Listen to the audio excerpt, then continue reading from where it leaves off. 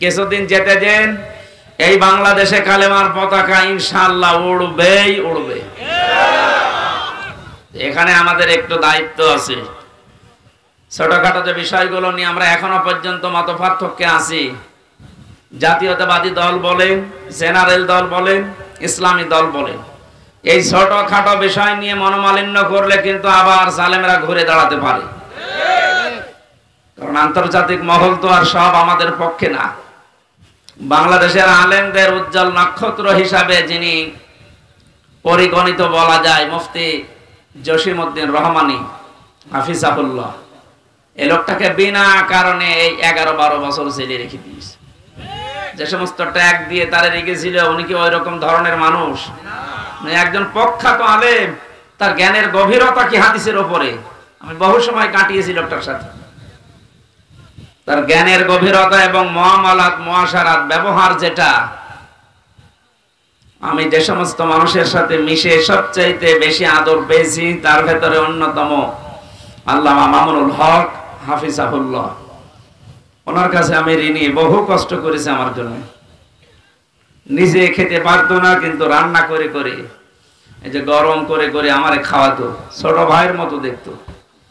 আমি আরো বেশি ভালোবাসা পেয়েছিলাম বাংলাদেশ জামাতে ইসলামীর শ্রদ্ধাভাজন আমির ডাক্তার শফিকুর রহমান।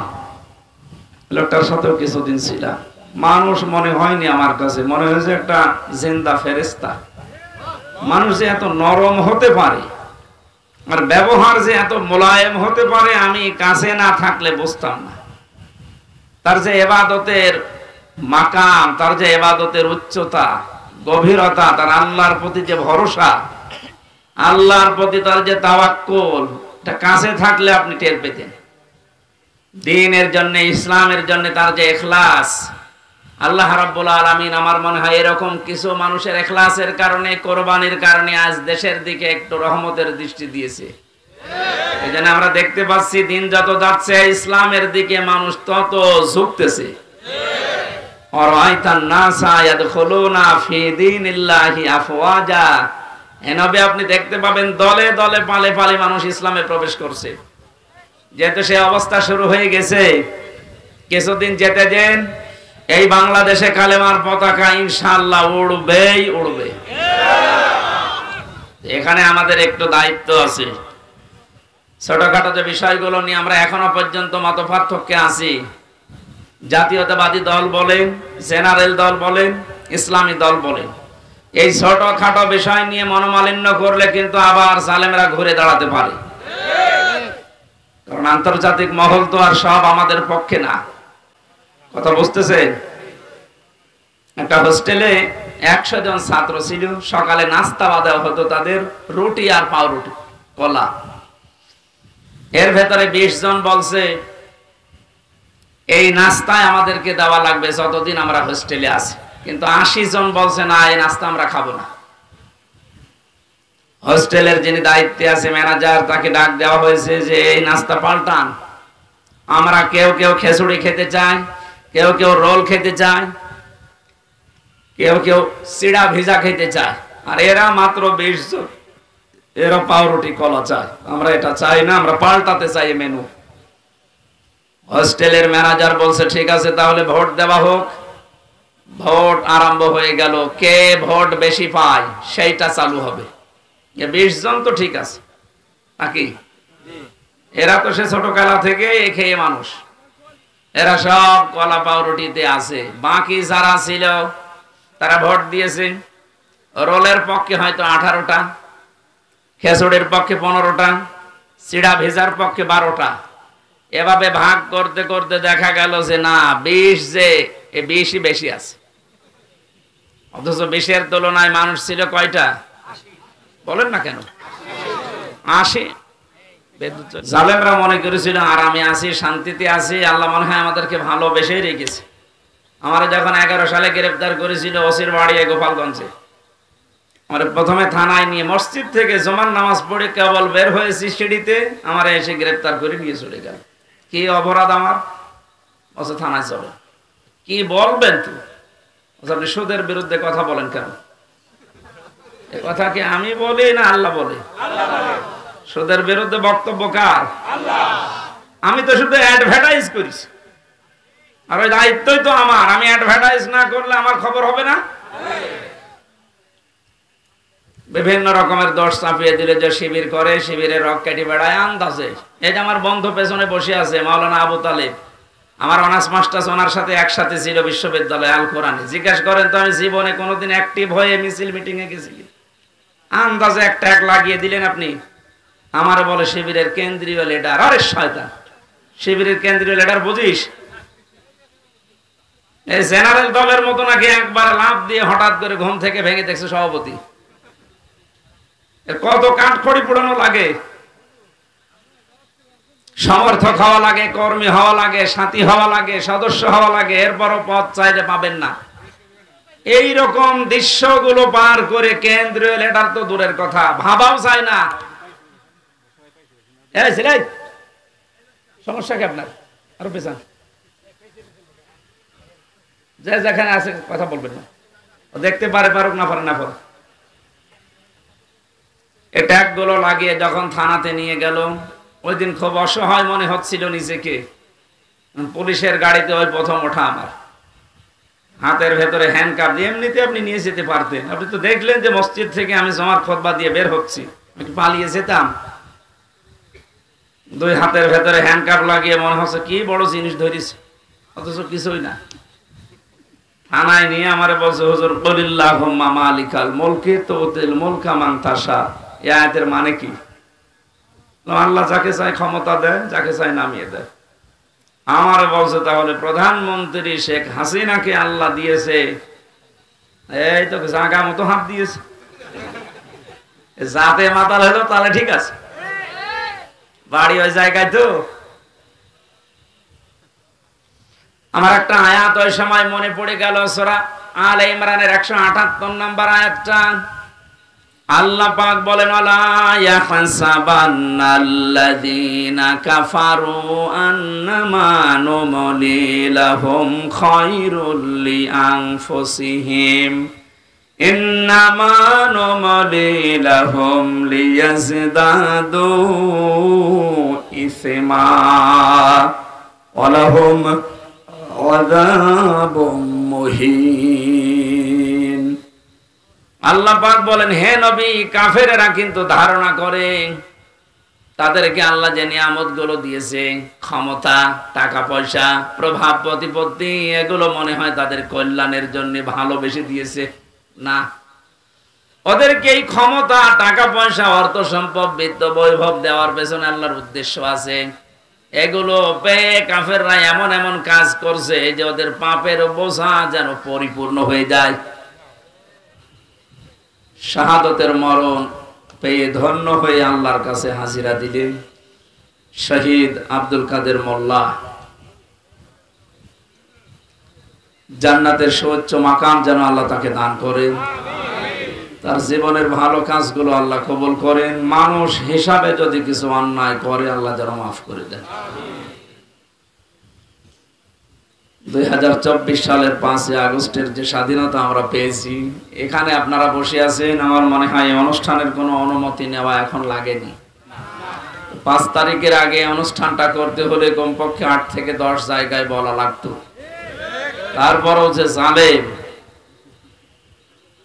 ইন্নামাল মুমিনুনা আল্লাযীনা ইযা যুকিরাল্লাহু ওয়াজিলাত কুলুবুহুম। আল্লাহর দৃষ্টিতে মুমিন তো তারা যাদের সামনে আল্লাহর নাম উচ্চারণ হলে তাদের অন্তরাত্মা কেঁপে ওঠে। ওরা এমন মুসলমান, এমন মুমিন, ওদের সামনে আল্লাহর কথাগুলো বললে ওদের অন্তরাত্মা কাঁপা না, ওর বিদ্যা আরো বাড়তো। আমি রিমান্ডে যে সমস্ত অফিসার পেয়েছিলাম, নামে মুসলমান, আল্লাহর ভুল ধরে, আল্লাহর এই কাজ করা ঠিক হয়, এইরকম কথা বলতো। যেহেতু ফরিদপুরের এই সদরপুর আমি আসি না এর আগে, মনে হয় এখানে আসলে এই শহীদ আব্দুল কাদের মোল্লা ভাই সহ এ জেলাতে যে সমস্ত মানুষ শাহাদত বরণ করেছেন ইসলামের জন্য, মাজলুম অবস্থায় শহীদ আলী হাসান মোহাম্মদ মুজাহিদ রহমতুল্লাহ আলাইহি, এবং 5 আগস্টে যে সমস্ত মানুষ জীবন দিয়েছেন, বৈষম্য দূর করার জন্য। আসলেই এই 15 থেকে 17 বছরে যে বৈষম্য তৈরি হয়েছে, এটা দূর করার জন্য খুব জরুরি হয়ে পড়েছিল। শেষ পর্যন্ত আল্লাহ যে এদেরকে আবাবিল পাখি হিসাবে এভাবে কাজে লাগাবে, হাজারের উপরে মানুষ শহীদ হয়েছে 5 তারিখের আগ পর্যন্ত। শাহাদাতের সুউচ্চ মর্যাদা মাকাম আল্লাহ তাদেরকেও যেন দান করেন। দ্বিতীয় নম্বরে তাদের যে সমস্ত দফাগুলো ছিল তার অন্যতম হচ্ছে সংস্কার। তারা রাষ্ট্র সংস্কার করতে চেয়েছিল। এখন যারা দায়িত্বে আছেন, আমরা আশা করব খুব তাড়াতাড়ি রাষ্ট্রের যে সমস্ত জায়গাগুলো সংস্কার করা দরকার, একেবারে টপ টু বটম, বিশেষ করে 1628 জন এই মানুষগুলো যারা মেন দায়িত্বে ছিল জালেমের সহযোগী হিসাবে, এদেরকে এই মুহূর্তে পাল্টানো দরকার। সকাল হতে হতে যেন শুনি প্রজ্ঞাপন জারি হয়ে গেছে নির্বাহী আদেশে যে 1628 জন মানুষ আর নেই, এখানে নতুন মানুষ এসে চেয়ারে বসেছে। নয়তো শহীদদের রক্তের সাথে এখনো পর্যন্ত ন্যায় বিচার হচ্ছে না। তারা জীবন পর্যন্ত দিয়ে গেল, আপনি টের পেয়েছেন? উনি মনে করছেন নাকি যে শহীদ আবু সাঈদের জীবনের কোনো মূল্য ছিল না তার কাছে? আমি গিয়েছিলাম কয়েকদিন আগে রংপুরে। ওর বাবা বলছিল যে ও ছোটবেলা থেকে এরকম প্রতিবাদী, শিবিরের সাথী ছিল, ছোটবেলা থেকে প্রতিবাদ করতে কোনো অন্যায় দেখলে। তো এইটাই তো ইসলামের আসল কাজ, অন্যায় যেখানে প্রতিবাদ সেখানে। যদিও সে শব্দটাকে অনেকে আজ উল্টাপাল্টা ব্যাখ্যা দিয়ে মন গড়া ভাবে নিয়ে ইসলামকে কলঙ্কিত করার চেষ্টা চালিয়েছে, এখনো চালাচ্ছে। জেলখানায় বহু মানুষ এরকম কিছু আছে উগ্র, হয়তো 5-7 জন, কিন্তু 93-94 জন সব ভালো মানুষকে ধরে নিয়ে ওরা আন্দাজে নাম দিয়ে বিদেশের মানুষকে এটা দেখাতে চেয়েছে যে এই দেশে জঙ্গি আছে। এর মাস্টার মাইন্ডে যারা ছিল তার ভেতরে গোপালগঞ্জের মনিরুল। আমি নাম ধরে বলছি কারণ আমি নিজে ছিলাম, তো আমি দেখেছি, আমার নামও দিয়েছি। অথচ জঙ্গির কোনো বিষয় আমি কিচ্ছু জানি না। গত 4-5 দিন আগে আমার মামলা আদালত থেকে ঢিসমিস করে দিয়েছে। তাহলে মাঝখান থেকে আমার জীবনে 3টা বছর আপনি কেড়ে নিলেন কোন কারণে? আয়না ঘরে রেখে মাটির নিচে নিয়ে জেলখানায় নিয়ে 3টা বছর শেষ করে দিলেন।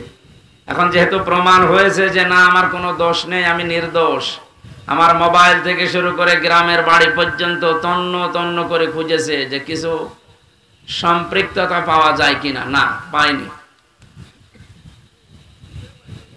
খালাস দিয়ে দিলে একেবারে বেকসুর আদালত থেকে। আমি মনে হয় একথা আমার মনে হচ্ছিল প্রাঙ্গণে দাঁড়িয়ে আদালতে, যে আমি জিজ্ঞাসা করি মাননীয় আদালত, আপনি এখন জামিন দিয়ে দিলেন, অথচ এই মামলাটা 3 বছর আপনার কাছে আসতেছে, একবারও জামিন দেননি। বলতো হয়তো এসে জামিন দেব কি করে, আমার হাত বাঁধা ছিল। এখন যেহেতু হাত খুলে গেছে, আপনি দিয়েছেন, আমরা চাই এদেশে 1628টা চেয়ার, মেন চেয়ার আছে, এ চেয়ারে যারা আছে তাদেরও হাত খুলে দেওয়া হোক। এগুলো খুলে দিতে হলে এই জালেমদের দোসর যারা ছিল এরাও আর একটা জালেম। এই জন্য আমি একজনের নাম বললাম, এই মনিরুল কাউন্টার টেরোরিজমের দায়িত্বে থেকে হাজার হাজার মানুষকে এদেশের মাটি থেকে এই জঙ্গির ট্যাগ দিয়ে তার জীবনটাই নষ্ট করে দিয়েছে। আমি রিমান্ডে দেখেছি মাটির নিচে বহু মানুষ, তাদের কান্নার আওয়াজ শোনা যেত। 7 তলায় যখন নিয়েছে তো ওই সমস্ত জায়গায় দেখতাম কেউ 5 মাস 6 মাস 2 বছর 5 বছর করে আছে, দুনিয়ার কেউ জানি না। শুধু এইটা না, বাংলাদেশের বহু জায়গায় এরকম আয়না ঘর যেগুলো বানিয়েছিল জালেমেরা, এখানে যদি আরো কেউ থাকে অতি দ্রুত তাদের ছেড়ে দেওয়া হোক। হয়তো অনেকে আর নেই বেঁচে। আমার সাথে মুফতি ফখরুল ইসলাম ছিল, ওনাকে পায়ের নিচ দিয়ে হাত দিয়ে, সামনে রড ছিল, রডের সাথে দিয়ে হ্যান্ডকাপ দিয়ে লাগিয়ে রাখতো 24 ঘন্টা। আমাকে আজকে এসেছিল আপনাদের ফরিদপুর শহরে সকালে, মুফতি ফখরুল ইসলাম হেফাজত ইসলামের নেতা, ওনার বাড়ি নোয়াখালী হাতিয়া, ভালো মানুষ, বহুদিন ছিলাম ওনার সাথে। মাঝে মাঝে বলতো, হামজা ভাই, আমার জীবনে সবচেয়ে আশা আকাঙ্ক্ষা এইটা ছিল। ওরা যদি আমাকে একটু শুইতে দিত, শুয়ে থাকা যে কত বড় নিয়ামত আমি ওই কয়দিন টের পেয়েছি। এমনিতেই হাতে পাপে বেঁধে রাখলে তো ঘুমানো যায়, পায়ের ভেতর দিয়ে সামনে রডের সাথে ওই কোলে হাত লাগিয়ে তালা লাগিয়ে দিত। টয়লেটের জন্য মানুষ 1-1.5 মিনিট সময় দিত।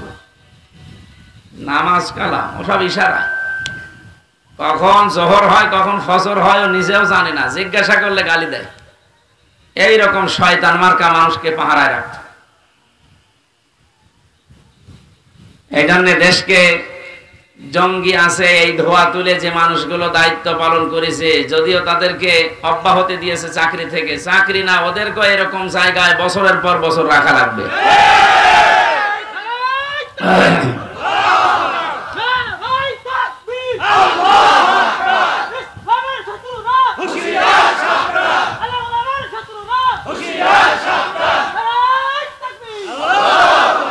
দেখ কেমন লাগে। একটা উপন্যাস পড়েছিলাম বিশ্ববিদ্যালয়ে থাকাকালীন, ওটার নাম হচ্ছে দেখ কেমন লাগে। আমার তো এখন ওইটাই মনে হচ্ছে। আজকে আমি এখানে আসার পরে একজন দেখা করলো, তার ভাই আমার সাথে পাশের বিল্ডিং এ ছিল, এই আপনাদের ফরিদপুরে বাড়ি। ও অনেকদিন আছে, এই জঙ্গি মামলা দিয়ে ট্যাগ লাগিয়ে ওরে রেখে দিয়েছে, বছরের পর বছর রেখে দেয়। বাংলাদেশের আলেমদের উজ্জ্বল নক্ষত্র হিসাবে যিনি পরিগণিত বলা যায়, মুফতি জসিমউদ্দিন রহমানী হাফিজাহুল্লাহ, এই লোকটাকে বিনা কারণে এই 11-12 বছর জেলে রেখে দিয়েছে। যে সমস্ত ট্যাগ দিয়ে তারে রেখেছিল, উনি কি ওই রকম ধরনের মানুষ? একজন প্রখ্যাত আলেম, তার জ্ঞানের গভীরতা কি হাদিসের উপরে। আমি বহু সময় কাটিয়েছি লোকটার সাথে। তার জ্ঞানের গভীরতা এবং মুআমালাত মুআশারাত ব্যবহার, যেটা আমি যে সমস্ত মানুষের সাথে মিশে সবচাইতে বেশি আদর পেয়েছি, তার ভেতরে অন্যতম আল্লামা মামুনুল হক হাফিজাহুল্লাহ। ওনার কাছে আমি ঋণী, বহু কষ্ট করেছে আমার জন্য। নিজে খেতে পারতো না, কিন্তু রান্না করে করে, এই যে গরম করে করে আমারে খাওয়াতো, ছোট ভাইয়ের মতো দেখতো। আমি আরো বেশি ভালোবাসা পেয়েছিলাম বাংলাদেশ জামাতে ইসলামীর শ্রদ্ধাভাজন আমির ডাক্তার শফিকুর রহমান। লোকটার সাথেও কিছুদিন ছিলাম। মানুষ মনে হয়নি আমার কাছে, মনে হয়েছে একটা জিন্দা ফেরেশতা। মানুষ যে এত নরম হতে পারে আর ব্যবহার যে এত মোলায়েম হতে পারে, আমি কাছে না থাকলে বুঝতাম না। তার যে ইবাদতের মাকাম, তার যে ইবাদতের উচ্চতা, গভীরতা, তার আল্লাহর প্রতি যে ভরসা, আল্লাহর প্রতি তার যে তাওয়াক্কুল, এটা কাছে থাকলে আপনি টের পেতেন। দ্বীনের জন্য, ইসলামের জন্য তার যে ইখলাস, আল্লাহ রাব্বুল আলামিন আমার মনে হয় এরকম কিছু মানুষের ইখলাসের কারণে, কোরবানির কারণে আজ দেশের দিকে একটু রহমতের দৃষ্টি দিয়েছে। এজন্য আমরা দেখতে পাচ্ছি দিন যত যাচ্ছে ইসলামের দিকে মানুষ তত ঝুঁকতেছে। আরাইতান নাসা ইয়াদখুলুনা ফি দীনিল্লাহি আফওয়াজা, এনবে আপনি দেখতে পাবেন দলে দলে পালে পালে মানুষ ইসলামে প্রবেশ করছে। যেহেতু সে অবস্থা শুরু হয়ে গেছে, কিছুদিন যেতে দেন, এই বাংলাদেশে কালেমার পতাকা ইনশাআল্লাহ উড়বেই উড়বে। এখানে আমাদের একটু দায়িত্ব আছে। ছোটখাটো যে বিষয়গুলো নিয়ে আমরা এখনো পর্যন্ত মতপার্থক্যে আছি, জাতীয়তাবাদী দল বলেন, জেনারেল দল বলেন, ইসলামী দল বলেন, এই ছোটখাটো বিষয় নিয়ে মনোমালিন্য করলে কিন্তু আবার জালেমরা ঘুরে দাঁড়াতে পারে। কারণ আন্তর্জাতিক মহল তো আর সব আমাদের পক্ষে না। কথা বুঝতেছেন? একটা হোস্টেলে 100 জন ছাত্র ছিল। সকালে নাস্তা দেওয়া হতো তাদের, রুটি আর পাউরুটি, কলা। এর ভেতরে 20 জন বলছে এই নাস্তায় আমাদেরকে দেওয়া লাগবে যতদিন আমরা হোস্টেলে আছি। কিন্তু 80 জন বলছে না, এই নাস্তা আমরা খাবো না। হোস্টেলের যিনি দায়িত্বে আছে, ম্যানেজার, তাকে ডাক দেওয়া হয়েছে যে এই নাস্তা পাল্টান। আমরা কেউ কেউ খিচুড়ি খেতে চাই, কেউ কেউ রোল খেতে চায়, কেউ কেউ চিড়া ভিজা খেতে চায়, আর এরা মাত্র 20 জন, এরা পাউরুটি কলা চায়। আমরা এটা চাই না, আমরা পাল্টাতে চাই মেনু। হোস্টেলের ম্যানেজার বলছে ঠিক আছে, তাহলে ভোট দেওয়া হোক। ভোট আরম্ভ হয়ে গেল, কে ভোট বেশি পায় সেইটা চালু হবে। 20 জন তো ঠিক আছে নাকি? এরা তো সে ছোটবেলা থেকে খেয়ে মানুষ, এরা সব কলা পাউরুটিতে আছে। বাকি যারা ছিল তারা ভোট দিয়েছে, রোলের পক্ষে হয়তো 18টা, খেচুড়ির পক্ষে 15টা, চিড়া ভেজার পক্ষে 12টা। এভাবে ভাগ করতে করতে দেখা গেল যে না, 20 যে 20ই বেশি আছে। অথচ 20-এর তুলনায় মানুষ ছিল কয়টা বলেন না কেন? 80। বিদ্যুৎ চলে গেল, এই তাড়াতাড়ি করেন।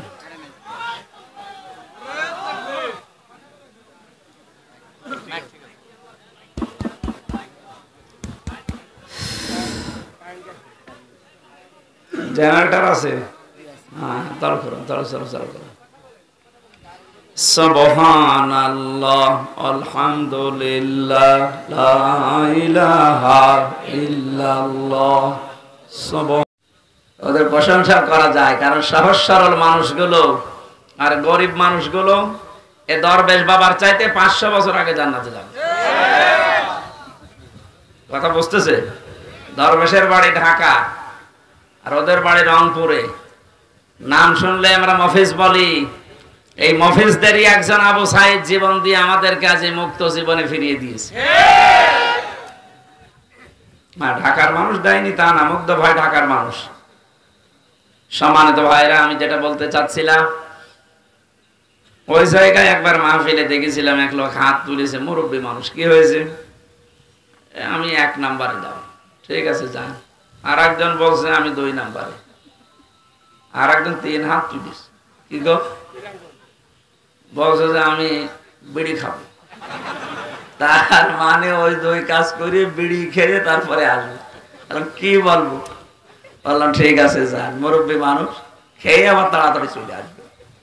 তো এখানে যারা উঠতেছেন ওইরকম 3 নাম্বারে আছেন কেউ? 1 নাম্বার 2 নাম্বার ছাড়া 3 নাম্বারে যেন কেউ যাবেন না। আমি যেটা বোঝানোর জন্য উদাহরণটা নিয়ে আসলাম, বলেন আপনি বাস্তবতা এখন এই পর্যায়ে পৌঁছিয়েছে। আমরা টুপিওয়ালা মানুষ বলতে শুধু না, এদেশে আমরা যারা স্বাধীনতা চাই, এতদিন স্বাধীনতার নামে আমরা পরাধীন ছিলাম। সত্যিই যদি আমরা স্বাধীন হতে চাই, আল্লাহর বিধান ছাড়া স্বাধীন হওয়া সম্ভব না। যেভাবে চলছে এভাবে যদি চলতে থাকে, আগামীতে কিছুদিন পরে যদি আবার যাদেরকে আমরা বলছি যে না আপনারা আসেন, ওরা এসে এদের চাইতেও ভয়ঙ্কর হবে, যতদিন পর্যন্ত কোরআনে কারিম সংসদে না যাবে। কথা বোঝাতে পেরেছি? সুতরাং আমাদের টুপিওয়ালা মানুষ বলেন, ইসলামে সাই দেয় মানুষ বলেন, সে জাতীয়তাবাদী যাই বলেন, দেশকে যারা ভালোবাসে এইরকম মানুষের সংখ্যা 80টা, আর বাকি ওই 20টা। ওরা এতদিন যা চেয়েছে ওই 20টা তাই চাচ্ছে। কথা বুঝতেছে? এতদিন যা যা করেছে ওই 20টা ওইটা চাচ্ছে, কিন্তু আমরা 80টা তো ওইটা চাই না। কারণ আমরা নিজেদের ভেতরে যদি ভাগাভাগি করে, কেউ খেচুড়ি, কেউ রোল মল, এই সমস্ত জিনিস নিয়ে 20টা পর্যন্ত যেতে না পারি, তাহলে কিয়ামতের আগে কিন্তু এটা পাল্টানো সম্ভব না। এই রুটি পাউরুটি, রুটি আর কলা যদি আমরা পাল্টাতে চাই, 80 জনকে আমাদের ছোটখাটো বিভেদ ভুলে সব খেচুড়িতে ভোট দেওয়া লাগবে।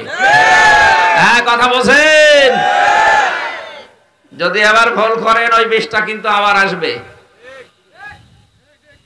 আল্লাহ আমাদেরকে বোঝার তৌফিক, উদাহরণ থেকে এখন নেওয়ার তৌফিক দান করুন, বলেন আমিন।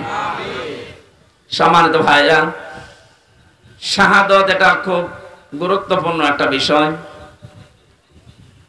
5 তারিখের আগ পর্যন্ত, আগস্টের, আমি কুষ্টিয়া বাংলাদেশ জামাতে ইসলামের কুষ্টিয়া জেলা শাখার উদ্যোগে কিছুদিন আগে আলেমদের একটা সমাবেশ করেছিল, 550 আলেমকে নিয়ে, সব ঘরানার।